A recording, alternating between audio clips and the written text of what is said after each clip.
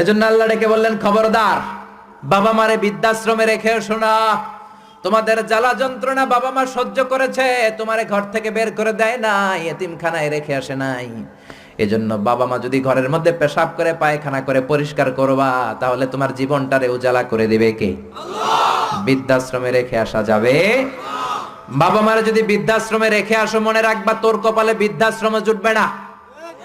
তুমি যদি বাবা মারে বৃদ্ধাশ্রমে রেখে আসো, তুমি বয়স্ক হলে তোমার কপালে বৃদ্ধাশ্রম নাই, ঠিক কি না?